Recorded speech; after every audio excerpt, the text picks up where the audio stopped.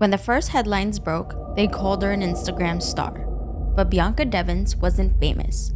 She was a 17-year-old girl struggling with mental health, identity, and the normal chaos of being a teenager. She trusted the wrong person, someone who thought if he couldn't have her, no one could. And what he did next, he didn't just kill her, he shared it with the world. This is the disturbing, true story of Bianca Devins, the girl whose murder was posted online. Buckle up. You're listening to Voltage and Villains.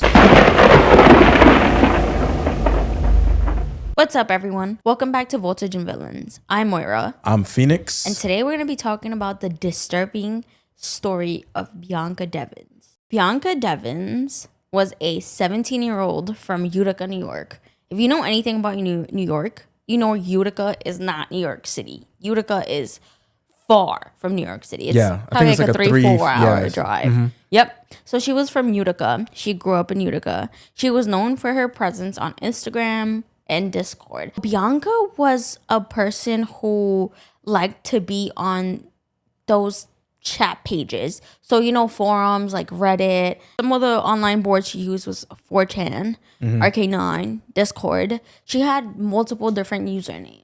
And what would she each one. And like what would she talk about? She would post pictures of herself, selfies. All right. So this was like OnlyFans, but for message boards. Not in a way. OnlyFans. It was more of like just a selfie. It wasn't like a OnlyFans. I'm in lingerie. It was like a picture of myself, e-girl type of vibe. Okay, I got you. Yeah, and this happened around 2019. So it's kind of like being Instagram famous for being pretty, but just on 4chan, but just on like Reddit and stuff. Yes, on bulletin boards and forums, essentially. Gotcha. So Bianca garnered a lot of like male audience people, like a lot of like male fans. So around the time that Bianca passed away, she was 17 years old.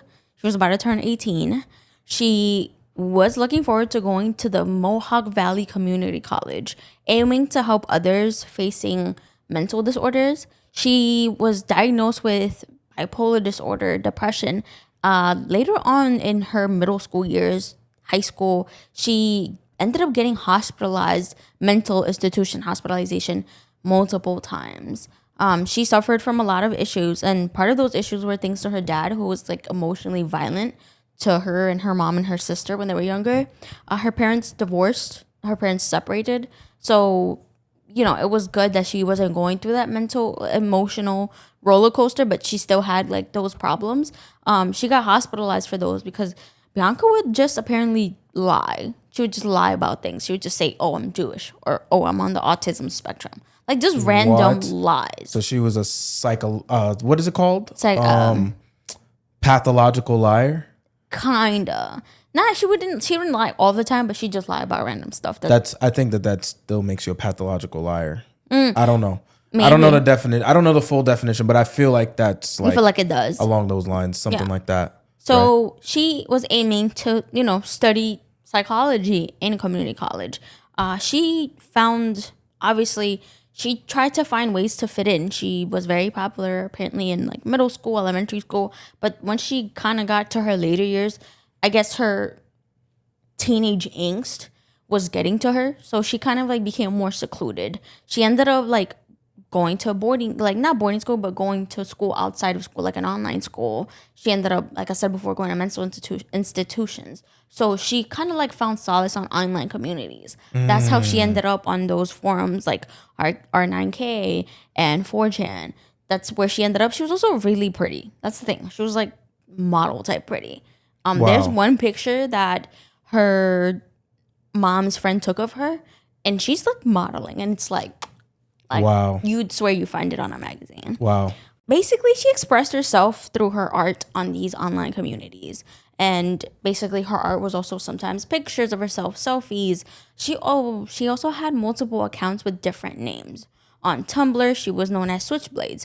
On 4chan, she was known as Oxy. On Snapchat, she was known as Virgo Venus, and on Discord she was known as Bia. And she's famous on all of these individually? She wasn't necessarily famous, but she was just well known. She had like a little bit like of a yeah, so she's well known on each platform under a different name? Yes.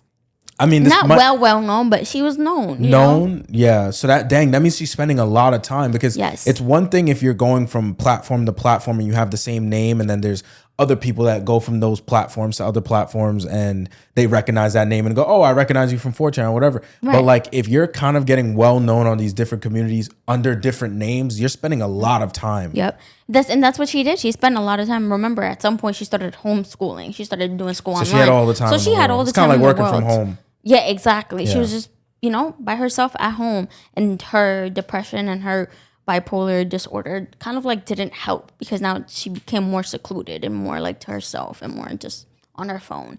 Her family says that she was on her phone a lot. She was in her room on the computer a lot. So it makes sense. Like I said before, she was part of a forum called R9K. Initially, this is a forum for posting original content. However, it's really a place for people who are the loner type to hang out. And they talk about being depressed and they talk about why they're depressed. The platform is predominantly male, which means that girls are on R9K are often prone to garner large followings in a short amount of time. Hence, where the insoles and that kind of like fan base activity comes in. Okay. Also, the girls who are popular on these platforms, they tend to share similar characteristics. They're slender, round-eyed, they're overwhelmingly white. They have a lot of cosplay or Korean or Japanese-inspired fashion. So it's one of those so they oftentimes like resemble an anime character. Angst, anime character, all that type of vibe. So essentially, she became very popular, but a lot of her friends said that she did not have boundaries on these platforms. So if someone were to hit her up, she wouldn't necessarily... not say no, but she would leave the door too open. Okay. Too accessible. Yeah. She was way too accessible for someone her age, for a female, all these different things. On these types of websites that's interacting with these types of individuals. Exactly. Yeah. And a lot of these men were also known as orbiters. They would worship young girls. These orbiters idolized young girls. They became obsessed with them.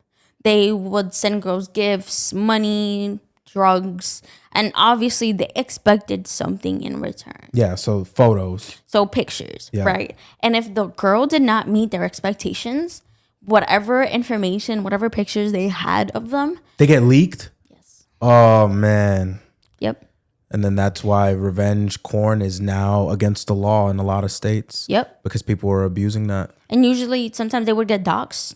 So their addresses, their information, their private information would get leaked. Some girl online mentioned that an orbiter threatened her with violence.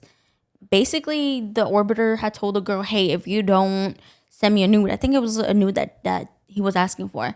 He had told her that if she doesn't send him a nude, he's gonna call in for a school shooting threat to the police.